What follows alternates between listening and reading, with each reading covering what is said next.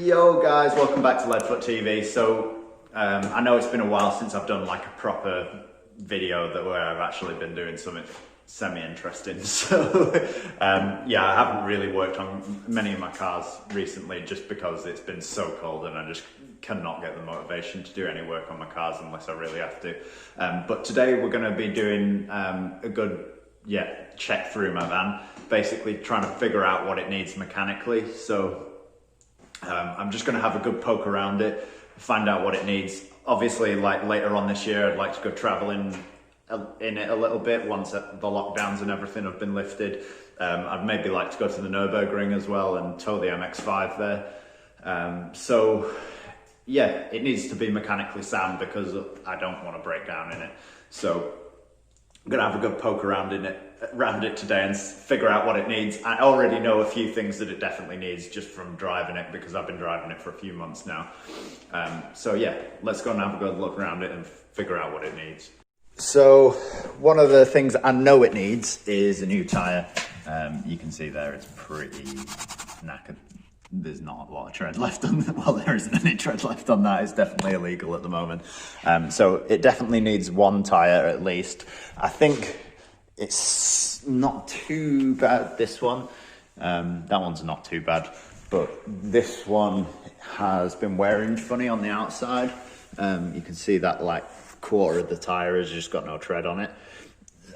It's only on the outside and not on the inside. So I'm gonna jack it up and figure out what's going on there, like if there's actually something wrong or if it just needs track and doing on it. But when I've been driving, I get a squeak from this corner. It almost sounds like the shock absorber is like not working properly. It's just like really like almost like you can hear the gas in the shock absorber. So I've got a feeling it's going to need a shock absorber on this side. I've already had a quick look at them and it's 50 quid for two front shock absorbers. So we'll have a look at them and if it needs them, I'll just get them ordered up. And there is a little bit of a suspension knock from this side as well, which I have a feeling is probably going to be the anti-roll bar drop link. So yeah, I just need to pull that apart and have a look. I think the tyre on the back, this one's like the best one. It's had a new tyre on that at some point. So that one's sorted. We don't need to worry about that one. The other problems is this door handle doesn't work from the outside or the inside. I can unlock it and get it to open, but then I can't get it shut again. So I have already ordered the exterior door handles to go on. But I think that I need some parts of the interior mechanism as well. So I need to figure out what I need for that. And the back door, sorry, it's absolutely filthy at the moment. There's salt on the road everywhere. I have washed it a few times, but yeah. So this handle here is broken. I already know what's wrong with it because I took this off, basically because I locked myself inside the van, because that was at one point my only working interior door handle, and I pulled it basically and just nothing happened and I couldn't get the door to open. So yeah, that was that was a bit scary. Ooh, let me out! Let me out! Let me out! This is not a dance! I'm begging for help! I'm screaming for help! Please come let me out! So I ended up having to like get out of the van by opening this little side window and putting my arm out and opening this door from the outside. When that door handle was working from the outside, it doesn't work from the outside anymore. So luckily it was still working when that happened. So yeah, I have actually ordered one of them and I've been waiting for it for like a month, and it still hasn't come. And yeah, it's coming from some other country. I can't remember where it's coming from, but yeah, it hasn't turned up. So I'm still waiting on that so that I can fix that. So yeah, that one doesn't work properly. The outside one works fine on the back. The interior one, this one works okay, but I bought two exterior ones, so it works fine from the outside, but on the inside, you can probably I can't really see in there, but yeah, there's something wrong with the end of the handle on the inside. So the handle works, but the lock doesn't work properly, so I have to lock it from the inside. and then crawl out the back door and shut the door. So it's a bit of a pain in the arse at the moment because all the door handles and locks are playing up. As you can see, the side doors haven't been used very much by all that rust in there. So yeah, I need to sort the door handles out and start using them a bit more. And then I need to clean all this rust up. So the rust, there's spots of rust coming through everywhere. I'm really not that bothered about how it looks on the outside. Yeah, it's rusty. It's not rotten, but it's because it's actually a Mercedes body. So that's why there's rust everywhere, because the paint that they use is absolutely shocking. So yeah, there's just rust on all the corners. So what I'm going to do is just sand it all down and just spray it with cans, because I can't be bothered spraying the whole van at the moment. Anyway, I might spray it at some point. Obviously, we're in a spray booth at the moment, so I have the facilities to spray it, but it's just whether I can be bothered to do it. But yeah, it's just all around the tops, all around the bottoms, like edges and bottoms of the doors and stuff. It's not like proper rot, it's literally just surface rot, but I think I'm just going to rub it all back for now and just spray over it with cans just to try and slow it down. And yeah, I think on the inside, everything seems to be working all right-ish. I think, yeah, I can't think of anything that's broken in the front, other than the dash lights aren't working. So, yeah, when I turn my headlights on, I still have no dash light, like the dash panel doesn't light up. So, I need to figure that out. I've got a feeling it's probably just a fuse or something, but I haven't actually looked yet. So we'll, yeah, they're all the problems I need to sort out. So yeah, that's the stuff I know it needs at the moment. Obviously, it's not mint. It's a rusty old Volkswagen van that's actually not really a Volkswagen. So yeah, well, what I'm going to do is pull the wheel off on this passenger side now. We'll have a good poke around the suspension, figure out what it needs, and then, yeah, go from there.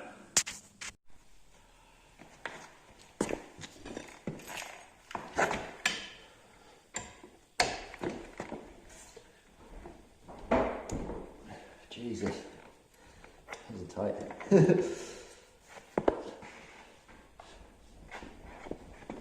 Fucking hell. Oh, Jesus. Fucking Christ, that's tight.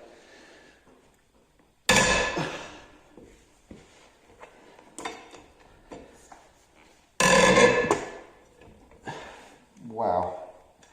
Don't know who the hell tightened them up last time, but they are serious tight. It's going to hurt my arms out. I'm going to stand on it. Hopefully it don't fall on my arse.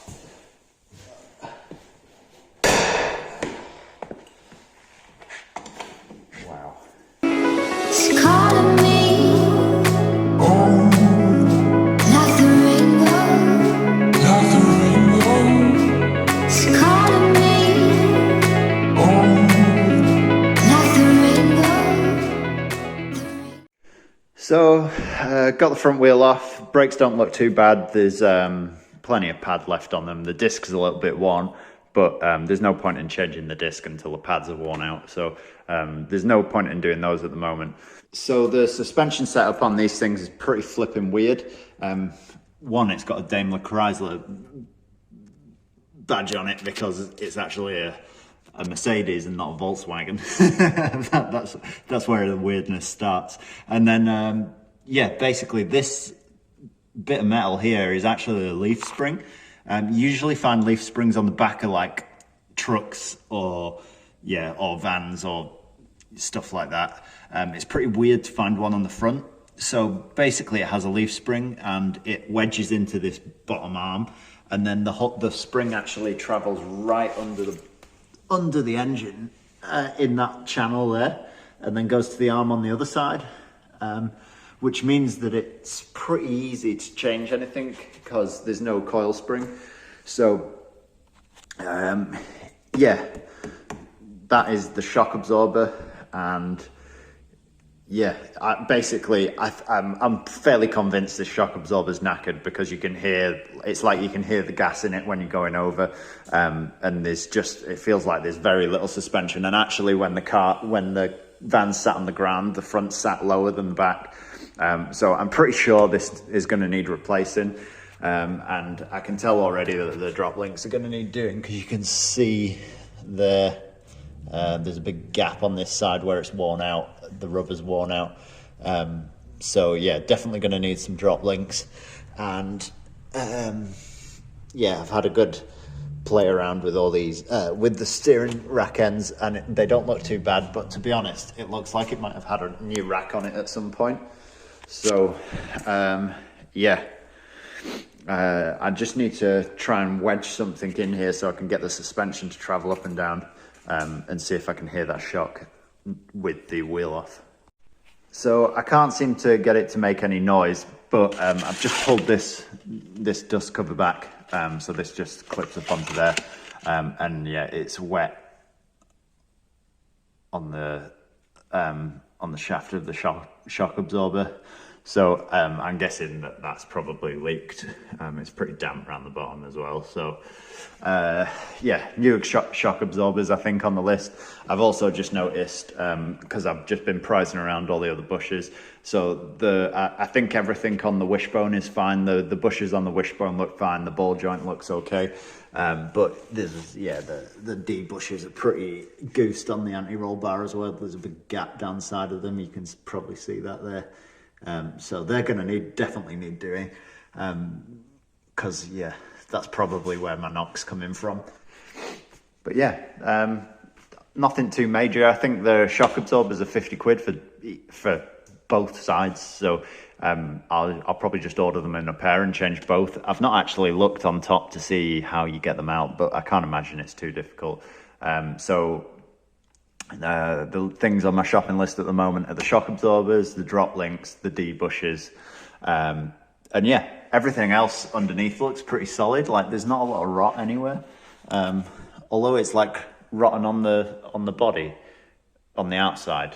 It's actually really solid underneath, which is pretty surprising. But yeah, you can see there's absolutely no rot anywhere, and even down the sills, it looks super solid. Yeah, you can see down there, like, there's not a patch of rust on it anywhere underneath.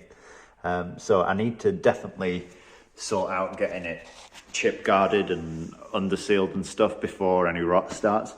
But yeah, really, really solid chassis. Just, yeah, a bit scabby looking on the outside. So I'm okay with that. I'd rather it be a bit scabby looking than it being rotten underneath. So yeah, I'll get this wheel bang back on now. We'll check out under the engine bay, see what I'm going to need under the engine bay. Yeah, and then we'll put together a big shopping list. And so the engine's actually pretty decent. So I obviously can't read the mileage at the moment. Like I mentioned before, the dash isn't lighting up, so I can't see the mileage. But on its last MOT, it had done like 91,000 miles. So I don't think it will have done a lot more than that. I'm going to try and get the dash working in a bit and see if I can, see if I can check it. But yeah, it's pretty low mileage for a Sprinter or Crafter. Yeah, generally it's on a 51 plate, so it's 2001. So generally they've done like 250,000 miles at least by now. So I'm pretty happy that I got a low mileage one. There's a few little issues with it. Before, I was messing around and I noticed that the battery's not tied down. It looks like it's been put on a little bit of plywood, so there's no clamp, so I need to sort that out before the battery decides to weld itself to the bottom of the bonnet. Yeah, it's had a new alternator on, which is a bonus, but it looks like some cheapskate has not bothered changing the belt. I don't think that's been changed. Yeah, let me know what you think down below, but it's pretty cracked. So yeah, it definitely looks older than the alternator anyway. The belt says that it was done at 81,000 miles, but looking at its previous MOTs, it's only done like a few thousand miles a year. So that could still be 5-6 years old. So I think I'm probably going to end up doing the belts on it. It needs a good service because the fuel filter down there is covered in rust at the bottom. So the guy I bought it off only had it for a year. So I reckon that it's probably not been serviced or really maintained very well while he had it. And I think the person before has probably looked after it quite well.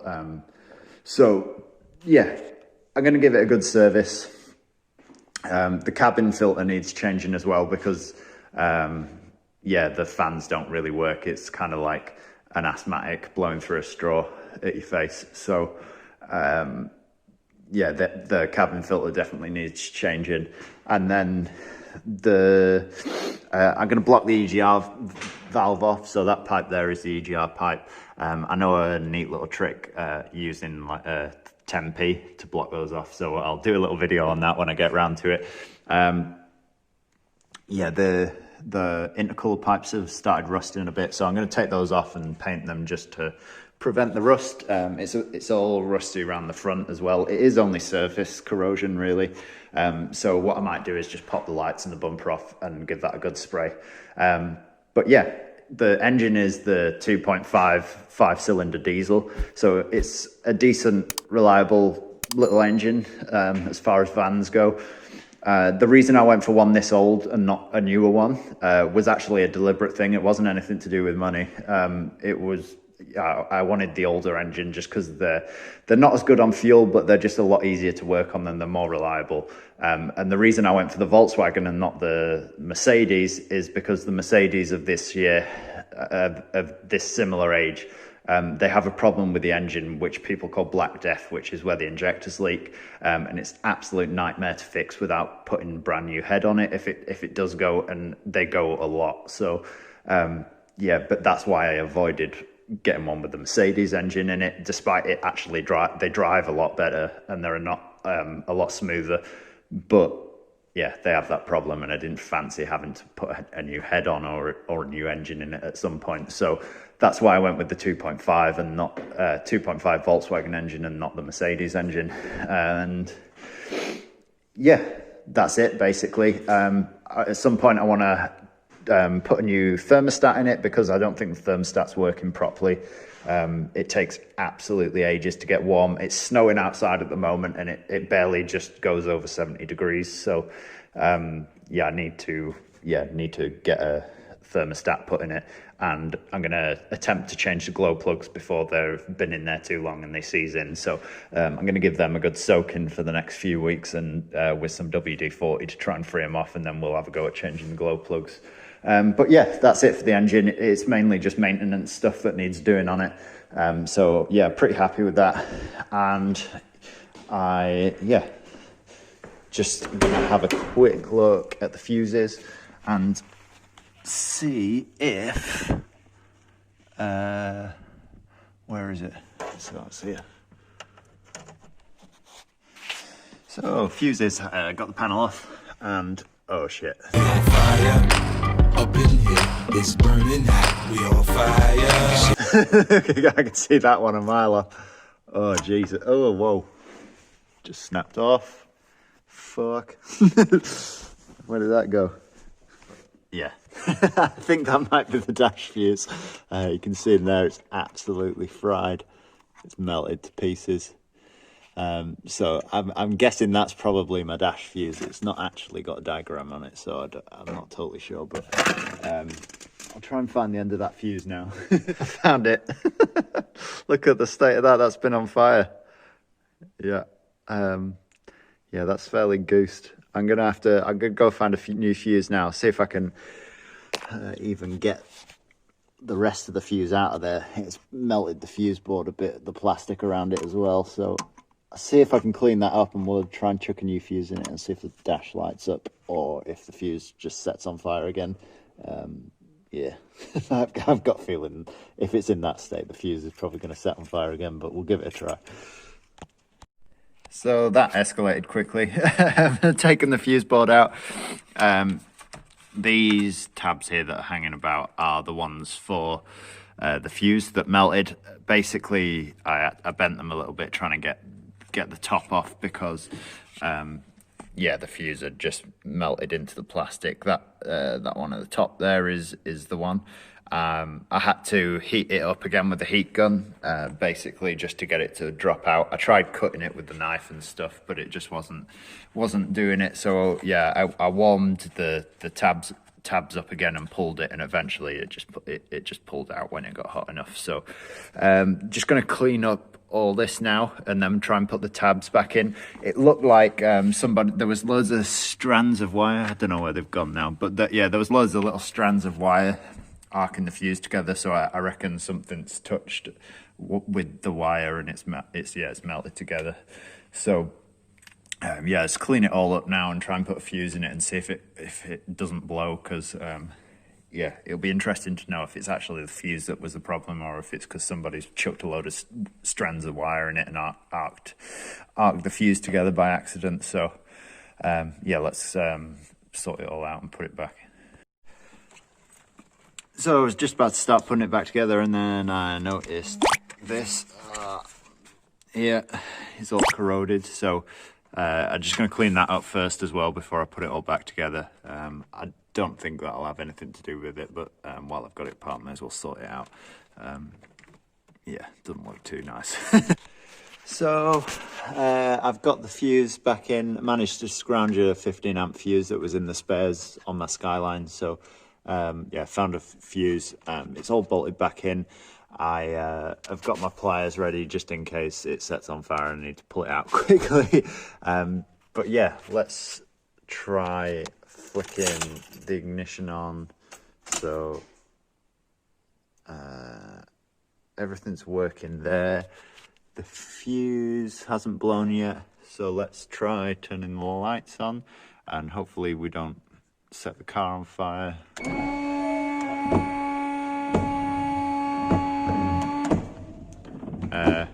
Shit.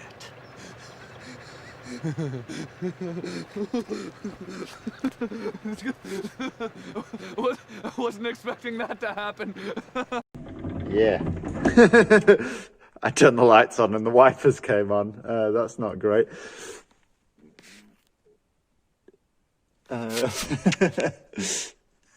What happens when I turn the wipers on? Okay, so the wipers are working.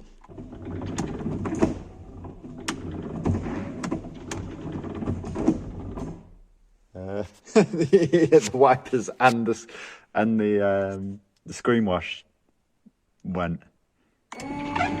What the hell?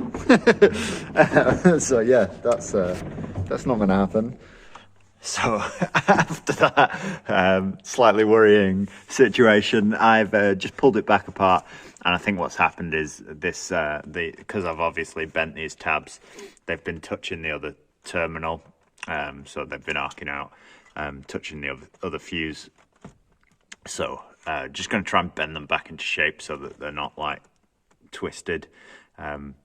Yeah, and just try and get them somewhere near so that they're not end up touching stuff, because it's touching that circuit board as well. So yeah, we'll just try and get them back into shape so that they don't touch anything else, and hopefully the headlights will work without the wipers coming on.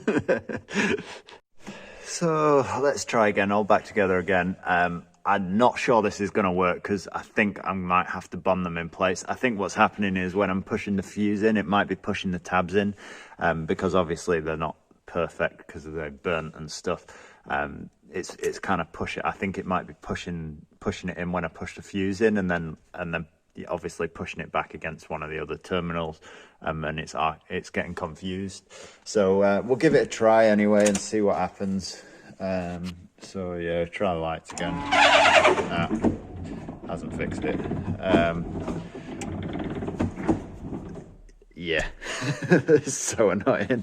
Okay, right, I'll pull it apart again, and we'll yeah, I'll have to bond the pins in place to stop them moving. So the problem I'm having, as you can see, these little plastic tabs are holding down the each one, and obviously with me trying to pull the top off with it, it was melted into here. So with me trying to pull on it to try and get it off, it's snapped the little plastic tabs holding it down.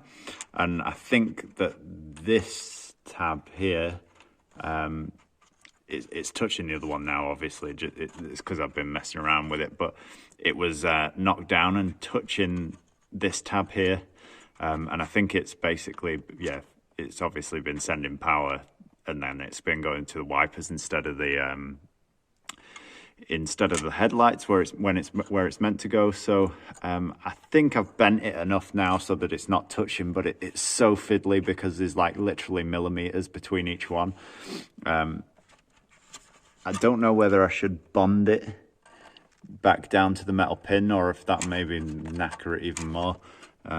I'm just going to try and get it as straight as I possibly can, and then we'll put the fuse box back on, and hopefully I can get it to go back together without touching. But I think by the looks of this, I'm probably going to try and get hold of a new, well, not a new fuse box, but a second-hand fuse box from somewhere, just so that it's not totally messed up, because obviously I just don't want it to cause issues later down the line. But yeah, I'll see if I can get it to work. If not, the other issue is I just connect these to some wires and then I run it to an external fuse holder. But yeah, I'll try and get it working first and inside the fuse box. Okay, take 20. See what happens this time. Please don't turn the wipers on. Oh yes. Oh, we got dash lights. A great success! Don't know if you can see that. They're slightly green. Ooh, we've got dash lights. Nice. And the headlights are still working. We're good. Let's see if the wipers actually work this time.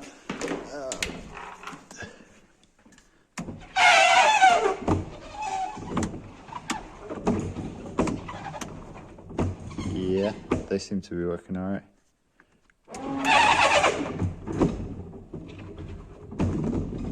Could do with some new wiper blades, as you can probably hear.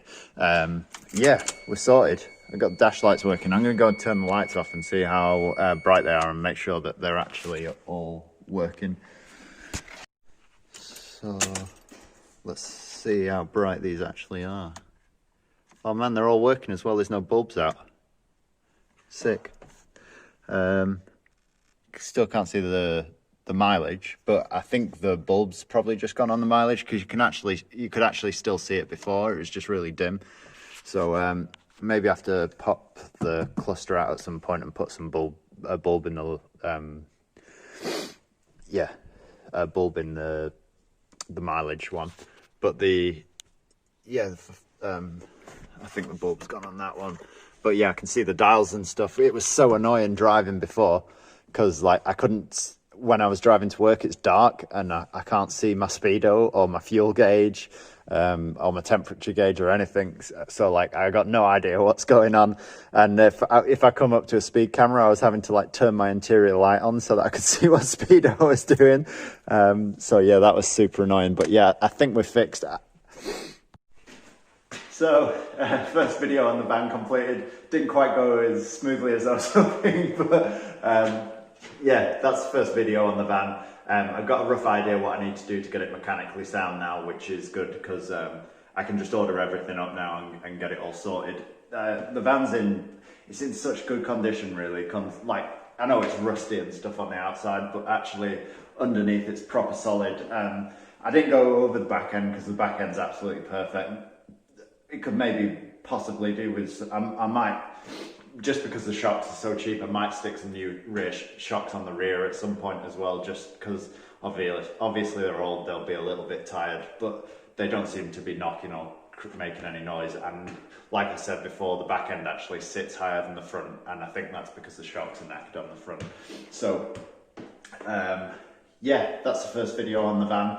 I'll be doing little how-to videos and stuff when I do some of the mechanical stuff, and then when it starts getting a little bit warmer, I'm going to finish off the conversion in the back. At the moment it's absolutely freezing. It's -8 in here at the moment, so I'm absolutely freezing my nuts off. But yeah, that's the van, and I'll be doing some more update videos and stuff on it. So if you enjoy the van videos, make sure you leave a like and subscribe to the channel, and I will catch you in the next one. Peace out.